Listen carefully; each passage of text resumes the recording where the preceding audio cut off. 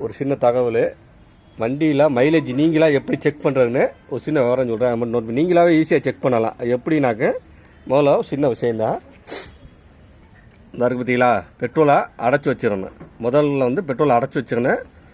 ஒரு சில வண்டிக்கு பெட்ரோல் அடைச்சாலும் பெட்ரோல் வெளியில் வரும். அது வருதா என்னன்னு பெட்ரோல் டிப்பை உருவி பார்த்துக்கணும். பெட்ரோல் டிப்பை எப்படின்னா வல்லு கட்டி உருவக்கூடாது, லைட்டாக ஷேக் பண்ணி தான் எடுக்கணும். இது வந்து டோர் எல்லாம் மாட்டியிருக்கனால நான் உருவி காட்ட முடியல. நல்லா அப்படி ஷேக் பண்ணி பெட்ரோல் டிப்பை வெளியில் கழட்டணும். ஆமாம், அப்படி கழட்டிட்டு பெட்ரோல் இந்த மாதிரி அடைச்சி வச்சுருங்க. அல்லது முதல்ல வந்து பெட்ரோலை அடைச்சி வச்சுக்கோங்க. நீங்களாகவே இதில் மைலேஜ் செக் பண்ணலாம். பெட்ரோலை முதல்ல இப்படி அடைச்சி வச்சுக்கிறீங்க.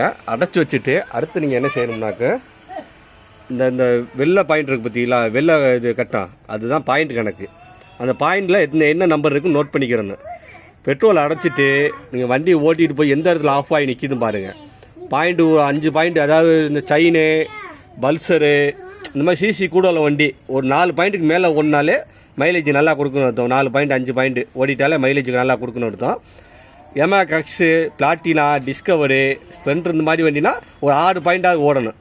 6 பாயிண்ட் ஓடினாலே உங்களுக்கு 5 பாயிண்ட்டுக்கு மேலே 5 6 அப்படி நெருக்க விட்டு போனாலே போதும், மைலேஜ் நல்லா கொடுக்கணும் அர்த்தம். சப்போஸ் உங்கள்கிட்ட வண்டியில் மீட்டரும் ஓடலைன்னு வச்சுக்கிறீங்க, நீங்கள் வந்து முதல்ல உங்கள் வண்டியில் செக் பண்ணி பார்த்துட்டு இன்னொரு வண்டியில் கூட எடுத்து நீங்கள் ஓட்டி பாருங்கள். இன்னும் மீட்ரு ஓடுற வண்டியில் கூட போய் அந்த எவ்வளோ தூரம் வருதுன்னு கனெக்ட் பண்ணி பாருங்கள். அப்படி இல்லைனாக்கா இந்த கிலோமீட்ரு 100 மீட்டருக்கு கல் கூட ஒண்டிருப்பாங்க. அந்த மாதிரி செக் பண்ணுற வாய்ப்பு இருந்தாலும் பண்ணுங்கள். உங்களுக்கே தெரியும் ஒரு கணிப்பு இவ்வளோ ஒன்றா இவ்வளோ கொடுக்கும் அப்படின்னு. உங்கள் ஏரியாவுக்குள்ள ஒரு இடத்த கனெக்ட் பண்ணி வச்சுக்கோங்க. இது இத்தனை மீட்ரு தான், இவ்வளோ அளவு தான் பார்த்து வச்சுக்கிட்டு அதுக்கு தக்கன ஓட்டுங்க. இந்த வெள்ளை பாயிண்ட் இருக்குது, இந்த வெள்ளை கட்டம் இருக்குது பார்த்தீங்களா, அது பாயிண்ட் எனக்கு.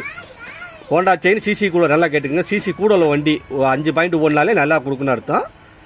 இது டிஸ்கவரு, இந்த மாதிரி கண்ட்ரசிச்சி, பிளாட்டினா, ஸ்ப்ளெண்டரு இந்த மாதிரி வண்டினா ஒரு 6 பாயிண்ட் மேலே ஓடினாலே வண்டி நல்லா கொடுக்குன்னு அர்த்தம். சிம்பிளாக நீங்கள் இப்படி செக் பண்ணிக்கலாம். இந்த பாயிண்ட் கணக்கில் நீங்கள் எவ்வளோ கொடுக்குன்னு பார்க்கலாம். அதுக்கு முதல்ல நினச்சி பெட்ரோல் நல்லா அடைச்சி வச்சுக்கிறீங்க. இதுதான் முக்கியமான. பெட்ரோல் அடைச்சி வச்சுக்கிட்டு ஒரு சில வண்டியில் பெட்ரோலில் போயிருக்கும், போனால் பெட்ரோல் சொட்டாக வடிஞ்சிக்கிட்டே இருக்குது. அந்த மாதிரி வடியாக தான் என்ன செக் பண்ணிக்கிறீங்க. பெட்ரோல் இப்போ உருவி தான் பார்க்கணும்.